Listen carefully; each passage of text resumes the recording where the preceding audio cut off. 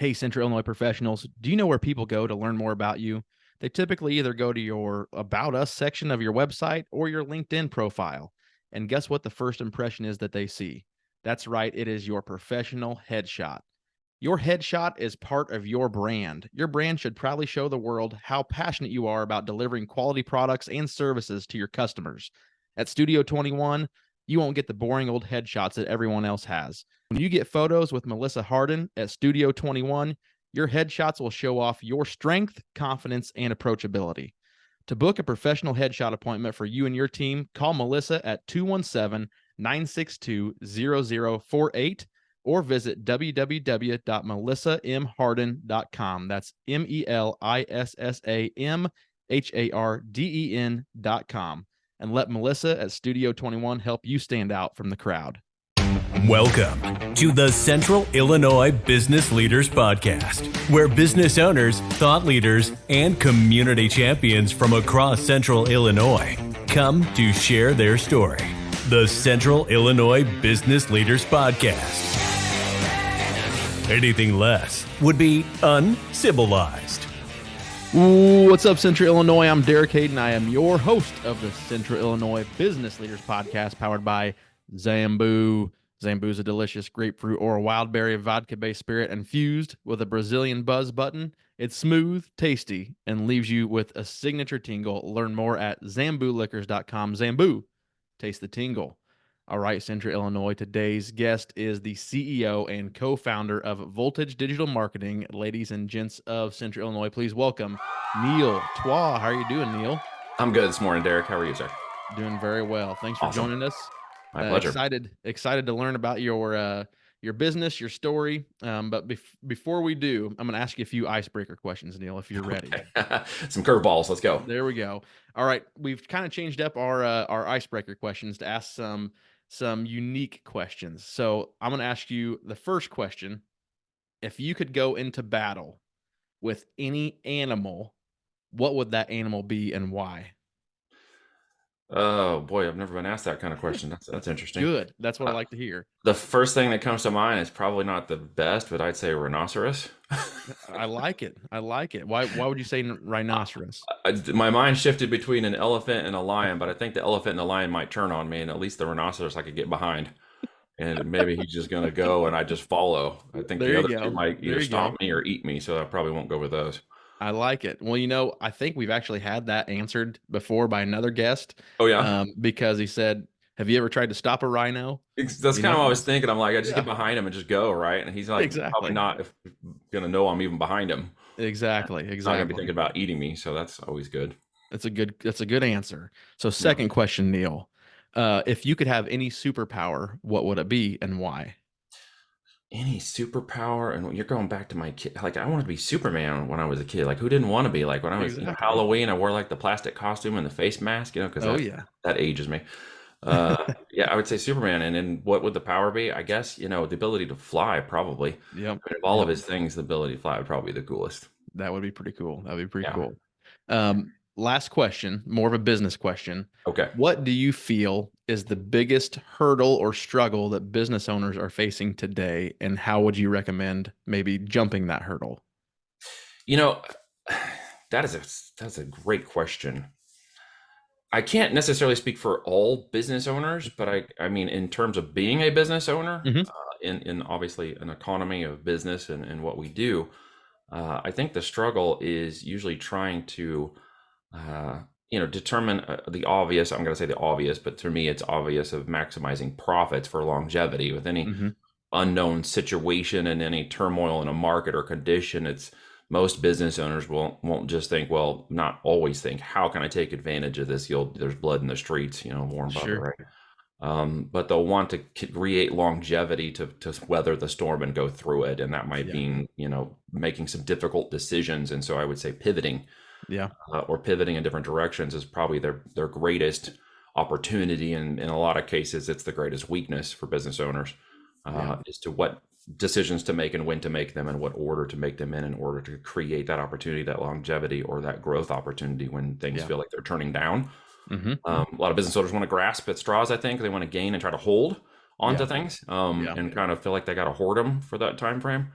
But I've been through a number of these economic things in the last 18 years as a business Yeah. owner. And I will say, hoarding is not the right answer. It might feel Yeah. like the right answer, and it might feel like the most common thing to do. Mm-hmm. But there's so much opportunity in these kinds of moments. I don't know that everybody always sees them. It's kind of hard.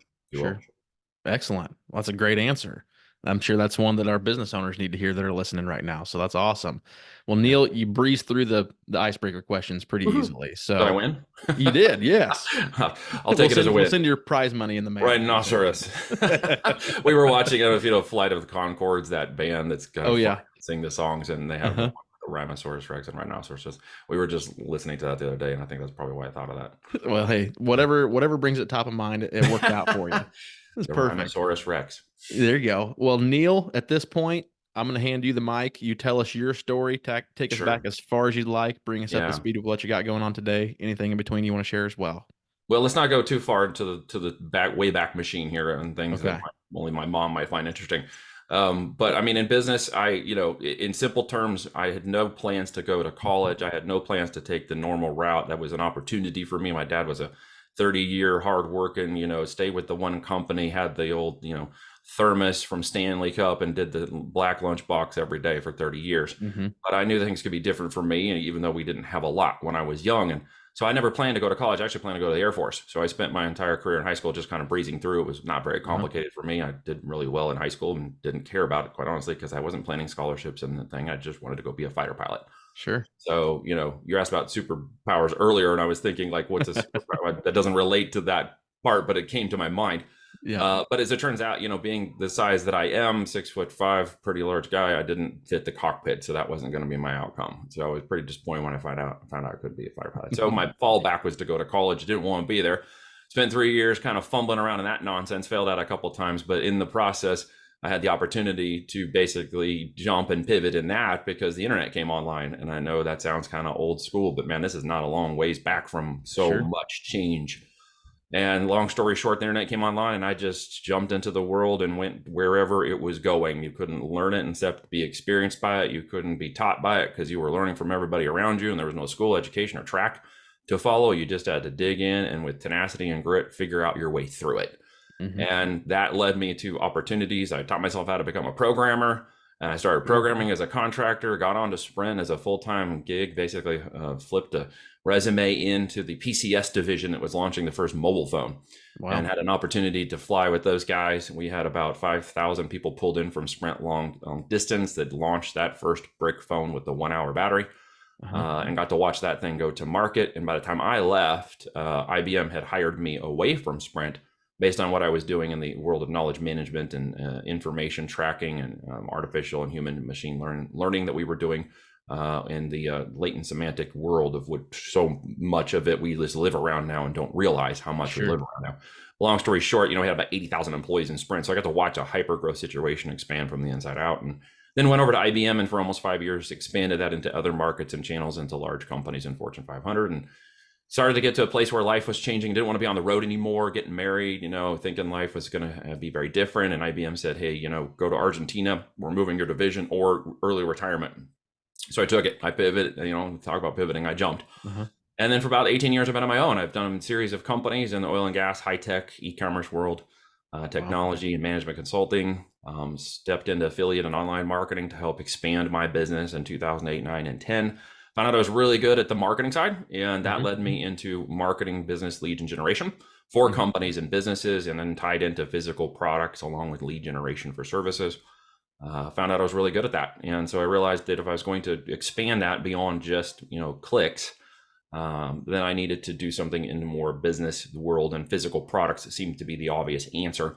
So I went out and researched that, and there was infrastructure cost and warehouse cost and people cost, and there was a lot of logistics costs. And I'm like, dang, that's a lot of stuff to get to the place where you can own all of this or make it work as a business. And some of you listening to this might be in the manufacturing or business world and have warehouses and stuff and maybe relate to what I'm talking about. But so I was like, there's got to be a slightly different way to do that. And as it turns out, Amazon had just bought about 4 years prior to that a logistics company that they rebranded as FBA, or Fulfilled by Amazon. And basically it was a logistics company. So they wrapped it into their fold, and they started moving more than just books. They started moving all kinds of physical products. Well, by 2010, they were getting pretty good at it, and it was starting to really take a run at the market. And I said, well, maybe I can sell products on that. And so I started to just flip some products. Long story short, 10 years later, I flipped, 8 brands on Amazon. We sold more than $500 million in sales collectively between our companies and our client companies over the last 10 years, and have spent a lot of time moving into omni channels or other channels beyond Amazon as well, into other businesses. We now buy and acquire businesses. We help exit businesses. I went through the warehouse stage for just a little bit of time there in the past. Ended up with about 20,000 square foot of warehouse and 12 employees, as it turns out, because we needed it to move more stuff, and then realized that wasn't the best way to automate this business, which is some of the things I think we'll talk about next, was how to build this into more of a lifestyle business that didn't require me at that point to fly 2 times a month to Utah, and ended up spending 80 hours a week working myself into a hole in my own business. And then I had to spend 2 to 3 years getting out of it. And learning those lessons, while getting to a position now where I can, homeschool my girls with my wife. We live on 50 acres in the Ozark Mountains.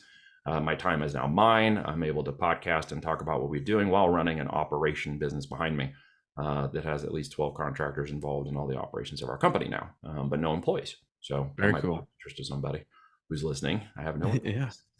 That's incredible. That's incredible. Well, very cool. So you mentioned where I'd like to start at is you mentioned FBA, and you did say what it stands for, Fulfilled by Amazon. Correct. So exactly how does that work when you say fulfilled by Amazon? What is Amazon doing with your products, and how are they helping you reduce your employee count, like you just said? Well, they have, $15-20 billion of infrastructure now, and they are now the 6th largest logistics company in the world. And they have about 20, at last check, you can check me on this internet, but there's about 28% market share. And that is the closest behind them is Walmart at about 7.8 or 9%. So way back there. Yep. So they have the market when it comes to moving products last mile to the customer. And when I really saw that we could take advantage of that about 6 years ago, I'd spent the previous 3 to 5 years kind of messing around with their system and looking at other third-party or logistics companies to move products, and then just didn't really realize myself what we could really do to power that system through Amazon and kind of leverage them, right? They're just a tool like a hammer or some other saw that you leverage, and you can ship from your own warehouse or your own house, and you can ship products to your customer. But when it comes to certain values, time, and money and energy and attention involved in these businesses, and you look at all the things that they've leveraged and the trust and authority they have to deliver products now, even the way they do returns and stuff, there's an opportunity cost for all things. It just seems to be a better opportunity cost to let them ship the product to the customer, and then we focus on the marketing and brandability of the products and the customer, what's called customer avatar or profile of our customer. We really focus on providing good products that they want. And Amazon delivers those products to the customers. So that's why it becomes such an interesting opportunity, is that, I can run this literally from anywhere in the world. I don't have to be sitting anywhere in a warehouse anymore. I don't have to manage the employees. I just manage the pipeline. I manage the logistics. We manage the marketing. We manage the branding, and Amazon handles that customer to last mile. And so it really became a great opportunity to build a business that has intrinsic value. It has an asset base, because we take fiat currency and put it into a physical asset, right, that has a 5 to 10x return on it. And then that becomes an opportunity to build an asset, like a house, if you will, that is going to appreciate over time. In 3 to 5 years, it has potentially generational wealth exit opportunity to sell that business. So we build to exit. That's been our model. It's been our scale. It's been our growth opportunity for the last 5+ years, is to really focus on the building of the assets to an exitable state. Very cool. So I'm thinking of this from I want to say a starter perspective. Someone who's maybe heard of FBA, understands, okay, that sounds like something I wouldn't have to have employees in a warehouse. But what about the product? Always a product, right? So tell us a little bit about how maybe your clients, or how people in general, identify a product. Maybe they have their own product that they want to get manufactured, or it's a product that is already available. They're just able to maybe make it their own. Tell us a little bit about how that works. There are different, let's call them mechanisms of selling the product. There is, retail arbitrage, it's just referred to. You may have heard of it as like shop your way to wealth. I find something, I sell something, and buy low, sell high. I get it from other places like Home Depot, Walmart, whatever, and I sell it through Amazon or other mechanisms. I make a profit. There's wholesaling, which is similar to that, buying pallets of other goods, and selling them, usually not your brand, etc. There is drop shipping, which is sort of similar to what's called a white label, which is they pre-manufactured a product. I might be able to slap a label on it and send it out, but it's pre-manufactured. I can make no changes or customizations to it. Right. And there's private label, which we hopefully all understand if we're listening to this on a Mac or a PC or your iPhone, or you're sitting there in your Nikes or your New Balance driving in your Lexus or your Honda. You should understand private label because you're all label driven to some degree, right? I mean, we could start a warfare here if I say that all Apple people are fanboys and all Android sucks. Like we'll start a fanboy between brand wars, right? It'll happen. But so we create products that are branded. We create products that are customized, and we do innovation over invention. I've been an inventor and an inventor. I have patents on things that are never going to see the light of day and spent way too much money, and eventually discovered innovations, right? Innovations are the opportunity. A crock pot, okay, which your grandma might have and someone here has on their counter, was innovated to an Instapot. Instapot became very big. It's $1 billion company. Maybe you got one of those sitting if you got a wife or a significant other, somebody who loves to cook. Probably got an Instapot. But what just happened in the last couple of years? Air fryers have now become extremely popular. Those are just 3 countertop cooking devices that became that people think they were invented, but in actuality, they're just innovations. So we just innovate ideas on existing products. That way, when it's easier to find a product, and many of the products we get daily profits from come from our environment, come from things we bought, come from things that are all around us. So to answer the question, what the heck do I sell? Look at everything you've bought. And if you bought on Amazon in the last 90 days, by Amazon's own admission, 60% of the products that move through Amazon.com are third-party sellers like us, which means that a good portion of the products you bought came from people like us, which should answer the question, could I sell that product if someone else is selling it? And the answer is yes. So really what it gets down to is, can I make it profitable? That's what really, most people want to know. It's not, I can determine a product, I can find a thing to sell, but the question is, can I sell it profitably? And you got to go by the numbers correctly. You have to pencil them in correctly. You have to understand what numbers you should pencil in correctly, so that you can determine that a product in the market you would be interested about, maybe it's backwards into a passion like biking or cycling or outdoors or something you love to do, and you want to sell one of those products in the market. You've got to make sure that with Amazon fees and marketing fees and logistic fees and cost of goods for that product and any customizations you do to make it a private label brand, that it's something you could sell profitably. That's actually most important to the whole process, because once you learn that process, you can put anything in a box and sell it to somebody for 30 seconds or less on Amazon. And once you understand the product is really just the exchange, the median of exchange between you and the customer passing through Amazon's system, then you realize that it's not the product at the end of the day. While you're going to create a good product, it's assumed you're going to build something good, and we're not going to sell what we call Me Too or just crappy, cheap products.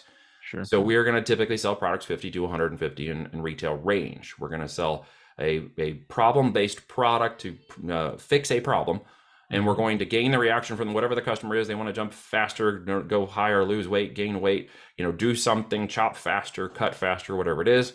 And we're going to produce that reaction through the Amazon channel. And then the solution is our product. The solution is, if they have our product, it's going to resolve that problem. And so you can tap into all kinds of data sets. We have 10 years worth of data sets inside of our system. You can tap into data sets that are out there that give you an understanding and a confidence of being able to sell that product. But really what it gets down to is presenting it properly. Because think about it, right? If you've ever bought anything on Amazon? Oh yeah, this microphone right here. Okay, so did you have it in your hands? Did you look at one? Were you able to touch it before you ordered it? No. Right, so you bought it on what? On trust. Trust. And faith, trust and faith, that it would be what you wanted, and that it would be delivered in 2 days or less, and that you would get the outcome you were looking for, which was more quality audio.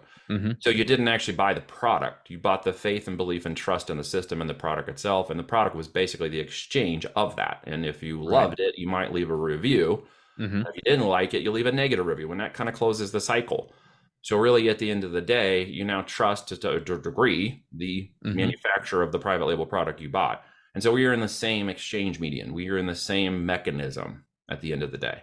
And we just happen to choose Amazon because it has that really strong last mile delivery system. And with that, we can produce any kind of product that we can bring in from a brand no one's ever heard of and put it through Amazon's trust and authority system, leverage that familiarity, trust, and similarity, and then deliver products to people. What's up, Central Illinois? You know what you all need? You all need some CIBL podcast swag. And thanks to our newest sponsor, Jedco Sales, you can now find our swag at CIBLmerch.com. You can find t-shirts, sweatshirts, polos, hats, and more, all classically adorned with our famous CIBL podcast logo. If you want to represent and support your favorite podcast, check out CIBLmerch.com. That's CIBLmerch.com.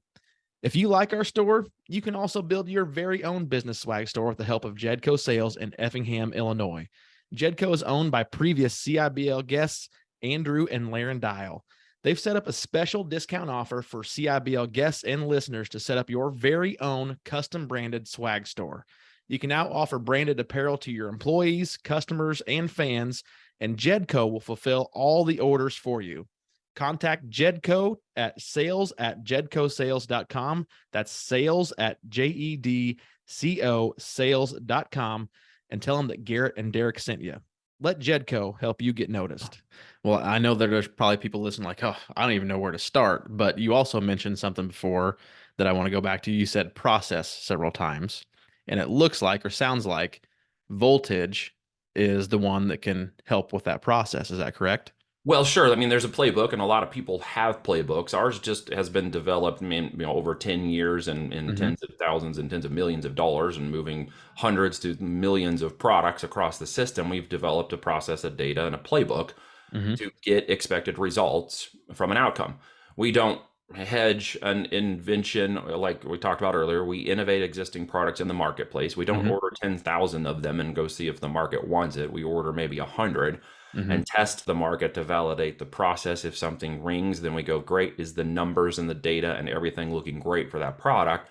Then we order more of it. We put good money after good product. Yeah. We will risk some money to determine what the market wants, but we're certainly not smart enough to tell the market what it wants. I think a lot of people think you got to be like Elon Musk. You got to have a Shark Tank invention. You got to do, Right. they're overcomplicating something that's as simple as find a product and sell a product. Like that's what happens.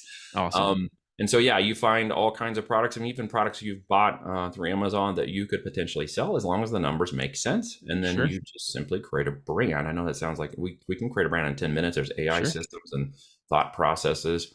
But at the end of the day, there's some mechanical things. There's opportunity cost for any channel. And someone might be saying, Amazon takes your ideas. They've been known to have people inside their enterprise, not as a business policy, but people in their enterprise take money to hurt other products. It's a system. It has its fault points, right? Every system does. I used to be a government contractor in the management consulting world as a subcontractor. That's got some serious problems. And you learn to just deal with them, right? But you learn to deal with them like any other tool. Amazon is just a hammer we choose to swing. We can move to other, hammers, like we move to TikTok Shop or Shopify, wholesale, retail. We take our brand that we now control and move it into multiple channels. Which creates a much larger intrinsic value in the company. It creates higher multiples of valuation in these companies. And, SaaS or software companies have been some of the highest evaluated to date. E-commerce is now getting ready to kind of trump that. If you have an e-commerce physical product, multi-channel business, we can get SaaS evaluations on those now. So the opportunity to build these assets has never been greater, frankly. And you know what? At the end, you mentioned this a minute ago, kind of wrap that up. In terms of like challenges, business challenges, time and market, demand, people, products, inflation, you still buy milk, you still buy gas, you still buy food, no matter what the price is, you still buy goods and services. And at the end of the day, outside of prostitution, this is the oldest profession in the world, which is selling products. It's just Amazon is a mechanism of selling products in exchange. And it is really a hedge against inflation. It's a hedge against change in the market. If I control the goods and flow of goods that people want and are in demand, then I can move with the market. That's a very powerful move, right? Well, there's 2 points you kind of made in your last explanation there. The first one was you're not going out and buying thousands of these products just to see if it's going to work. So no, nothing's throwing and sticking against the wall. It's all 80% of the work is done up front, even determined that we want to sell 100 units of it. So that predictable outcomes will occur, not 10,000 units, not 8,000, not even 1,000. We're just going to test the first market segment. And that's one of the differentiations in the way we've done it. As opposed to a lot of people just going out and being like, well, I have to buy 5,000 units and spend all this money on product. And I don't know if it's going to sell. And what happens if it doesn't sell? Exactly. These are great questions. Yeah, yeah, I know that's what some people are probably thinking is, man, kind of going back to the where I don't have the money to buy a warehouse, get staff. It's a smaller investment than going all in on a product till you research the market and It figure out it's going to really work. is. It is. Yeah. And I don't want anybody to start into the e-commerce world with less than 15 to 30,000 on the business side itself. Hmm. It is a physical product asset. It is driven by the physical products. If anybody listening to this understands the momentum of materials, goods, and services to produce Hmm. an outcome, or produce a product, then you understand you have to also manufacture and build these products. There's a cost to that. So, and the cost Yeah. of Yeah. operations comes from the movement of the product. And of course, we want to turn over inventory and units as many times in a 12-month period as we can. Yeah. Yeah. And velocity of product moved, right? Yeah. And the other cool thing you mentioned, and you mentioned this before as well, Mm. is the asset that you're building. You're building a Hmm. brand asset similar to, like you said, real estate before. It's not like Hmm. like you said, you're not drop shipping someone else's product that they're selling for a small profit and, keeping the difference. And you're actually building a brand that has value that can turn into something that you can sell in the future and create a large amount of wealth from basically zero. Building an um, asset. yeah, yeah. So that's something that's very cool is this is your business. It's not Amazon's business, even though you are using Amazon as the conduit to do business. It is actually your baby that you're building from zero. So Yeah, that's and something Amazon is amazing. just what we, in the world of our language, we are an incubator, right? Hmm. We simply Yeah. incubate the products. We allow people to incubate within our systems and processes, playbooks, software, technology, and experience to build up a brand that has a multi-channel opportunity. We should always go Yeah. beyond Amazon. Once we discover products and opportunities, we should open additional channels of revenue Hmm. and create at least three legs of that revenue stream within those systems. In case there's challenges with any one of those sales channels, you should not stay on Amazon 100% Hmm. as your only sales channel. That's too risky. But it Sure. is a great place to go meet 150 million buyers who want to Yeah. buy something in 30 seconds or less, because Yeah. that's the whole reason they're there. Yeah. And getting eyeballs on the offer is a big problem for people who are new in business. How do I, know someone's going to buy this? How do I get them to buy my product? Well, we take it to a marketplace where that's all they do is buy product, Hmm. and simply get good at offering them the right product at the right time at the right price and ensuring the profitability of it. That growth can go very fast in 3 to 5 years, extremely fast. We've had, Awesome. 7, 8 figure, 9 figure Wow. companies in 3 to 5 years. Wow. That used to take decades in the Yeah. world of product movement before. It no longer takes decades anymore in the world of online marketplace that we deal with now. And it is planting your flag in a virtual real estate. Yeah. We have Yeah. an asset. It's very similar to real estate in many ways. You can have a multi-tenant. You can short-term rental your products. You can do a lot of the similarities in e-commerce that you can do in the real estate world. Very unique. Very unique. That's cool. We've talked about a playbook a little bit, so I want to talk about your actual book. That's probably kind of a playbook. It is. Tell us about the book that you just released recently. It sounds like in January, maybe. It did in January. Yeah, January Cool. this year.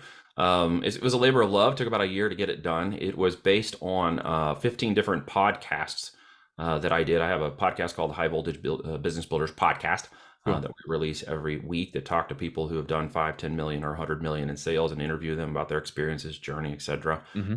And the podcasts that are relative to it, our playbook that followed along similar in the way we build businesses. Think about money, think about assets, think about wealth without Wall Street. Those guests wrote a chapter in each one of them based on their podcast. Awesome. So Very there are cool. 15 contributors to the book. It all follows the playbook of building a business and an e-commerce business-based asset with cash flow and investments into other things and wealth without Wall Street, while building up the ability to exit, and talks about different exit strategies and what to consider for value. So the whole book is a culmination of about 400 pages of 15 different experts, including myself and Kevin Harrington, who wrote the foreword. He was the original Shark Tank and my mentor, who helped me put together the foreword for the book. So I was honored to have him be a part of that. He sold about 6 billion in products, and someday Wow. maybe I'll level up to him. We'll see. I'm still on the path. It may take me a Cool. little bit longer, but Cool. that was part of the book, and people can grab it from our website and check it out and get started into reading about how to build wealth without Wall Street through the e-commerce channel and physical assets. That's awesome. So they can find it on your website, which is Mhm. voltagedm.com. Can they find it on Amazon as well? Absolutely. There Find it we on go. Amazon. Almost automated income with FBA. You'll find it there. If you choose Amazon, that's great too. I like it. I like it. Perfect. Well, we're running close. We're getting close to the 30-minute mark, All Neil. right. But All right. I'd like for you, before we jump off of here, just tell us a little bit more about Voltage and what people could expect if they work with you. Just kind of how that would work, where they can learn more, that type of stuff. So in simple terms, Voltage is a company that launches and we grow and we exit and acquire in the e-commerce space, specifically starting with Amazon FBA and then moving into multiple channels. So Mm-hmm. as an incubator and a consulting firm, and then obviously running our own business model, we do allow about 5 to 7 people to interview into our business builders group every month. They must interview with me. There's a process of application, and really I'm looking for business builders who understand the real business of aspect, not a side hustle or a hobby. Want to turn this into a 3 to 5 year life-changing opportunity. And then we mentor them for 12 months one-on-one to help them build up, stand up, and grow up these businesses into asset producing income streams. So it is a qualification and by invitation only process Awesome. that they get involved in what we do. And we leverage all of our systems and technology and experience and 20 plus years in the world of online and business and e-commerce. My partner's been online longer than that. He's been with me for about 11 years. He was a financial real estate guy, had about $125 million portfolio before I met him, and is very, very good in the financial, tactical. He's the other right half of my brain. And together, we work through our team at Voltage. We've got about 7 people working directly in the operations of the company. We operate companies that have DTC brands and move them to Amazon, or we help stand up Amazon brands and move them to multiple channels. And we basically give people an opportunity to ride shotgun with us under performance goal in a consulting arrangement, because I believe in putting some skin in the game. And that's what Voltage is really doing. Continuing to build our own brands and operations. And I can do this now because I've shown people how to get that almost automated income through operators who run my companies. I don't touch the files anymore. I don't mess with the systems anymore. I have very intelligent operators. We trained them all up from within our business builders group to operate our companies for us. So that's what Voltage is about. It's about incubating, building, and exiting companies. Excellent. That's awesome. And I will put a few links down below in the show notes to voltagedm.com, as well as some links That would to be your wonderful. book and make sure people know where to find you. I'll also link your podcast as well to make sure Wonderful. they can get all the information they want from Neil and Voltage. So Thank you. with that, Neil, is there any last thoughts or ideas you'd like to leave with our business community? Well, business is one of those things that you mentioned early on, and I think this is where a lot of business owners are at right now. Kind of what's the risk? Where's the opportunity? Things are changing. We know that inflation and transitory things are occurring, and we see issues with the system that we're involved in now and wonder how to take opportunity from it. It's always a very challenging thing to go from a feeling of scarcity into abundance and mindset, and realizing that, while there is scarcity in some locations, there is abundance in others. It's just we have to shift, or maybe be willing to pivot, or even willing to take risk when others are not, to gain opportunities and footholds that can grow much larger later on. We just have to be willing to risk certain things. I know that in the 2008, 2009, 10 market, while so terrible with real estate, there were a lot of people in 9 and 10 who took risks to buy those depreciated properties. At that point, that didn't make sense to a whole lot of people, and then have rode that wave back up into lots of gains. And I have some friends that did that really well. They were able to take that and overcome any fears and concerns in the market and push through that and take opportunity where others were not willing to go. And I would just encourage anybody who's listening to this today to remind themselves of that. There is a lot of abundance. We don't really live in scarcity in the United States, although it feels like we do. And if you can shut a lot of that nonsense off and walk away from it, you will realize there is a lot of opportunity in our country. Whether you're online, real estate, building businesses, or digging ditches, there's still a huge amount of opportunity in our country, so don't forget it. Awesome. I love it. Well, for all you loyal listeners out there, make sure you subscribe to the CIBL podcast on your favorite podcast platform. While you're there, please leave us a review. You can also find us on social media, mainly Facebook and LinkedIn. You can connect with me and Garrett there personally as well. Until next time, Neil, you've officially been civilized. Thanks for coming on the show. Thank you. I've been honored to be here. Thank you. Awesome. Thank Take you care. for listening to this episode of the Central Illinois Business Leaders Podcast. You can find us on Facebook at facebook.com/CIBL Podcast. You can also follow us on LinkedIn. Don't forget to subscribe and leave us a review. It's the civilized thing to do.